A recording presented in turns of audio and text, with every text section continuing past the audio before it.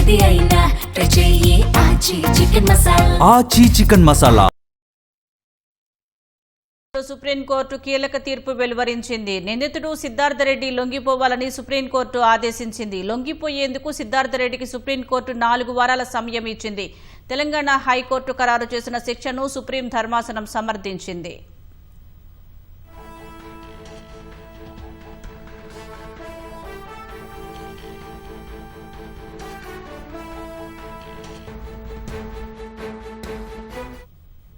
రెండు దశాబ్దాల క్రితం సంచలనం సృష్టించిన సినీ నటి ప్రత్యూష మృతి కేసులో తెలంగాణ హైకోర్టు విధించిన జైలు శిక్షను సవాల్ చేస్తూ నిందితుడు గుడిపల్లి సిద్ధార్థరెడ్డి నిందితుడికి విధించిన శిక్షను పెంచాలంటూ ఆమె తల్లి సరోజినీదేవి దాఖలు చేసిన క్రిమినల్ అప్పీళ్లపై సుప్రీం ధర్మాసనం గత ఏడాది తీర్పు రిజర్వ్ చేసింది. ప్రత్యూష సిద్ధార్థరెడ్డి హైదరాబాద్లో ఇంటర్ చదువుతున్నప్పుడు ప్రేమించుకున్నారు. ఇంటర్ పూర్తయిన అనంతరం ప్రత్యూష సినిమాల్లోకి వెళ్లగా సిద్ధార్థరెడ్డి ఇంజనీరింగ్లో చేరాడు. 2002 ఫిబ్రవరి 23 సాయంత్రం 7:30-8 గంటల మధ్య ఇద్దరు విషం తాగిన పరిస్థితుల్లో ఓ ప్రైవేటు ఆసుపత్రిలో చేరారు. ప్రత్యూష 24న చనిపోయారు. చికిత్స అనంతరం మార్చి 9న సిద్ధార్థరెడ్డి డిశ్చార్జ్ అయ్యాడు. వారు కూల్ డ్రింక్లో పురుగుమందు కలిపి తాగినట్లు పరీక్షల్లో గుర్తించారు. ఆర్గానోఫాస్ఫేట్ కారణంగా ప్రత్యూష మరణించారని, ఊపిరాడకుండా చేయటం, మరణానికి ముందు ఆమెపై లైంగిక దాడి జరగలేదని అప్పట్లో రాష్ట్ర ప్రభుత్వం నియమించిన 3 వైద్యుల బృందం నివేదిక ఇచ్చింది.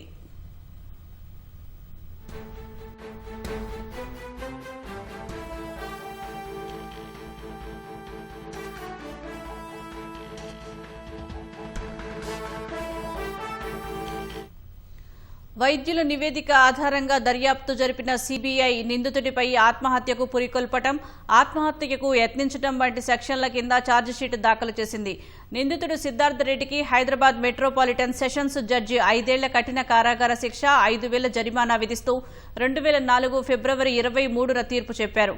దీనిపై సిద్ధార్థరెడ్డి హైకోర్టును ఆశ్రయించగా జైలు శిక్షను 2 ఏళ్లకు తగ్గిస్తూ జరిమానాను 50,000 రూపాయలకు పెంచుతూ 2011 డిసెంబర్ 28న తీర్పు వెలువరించింది.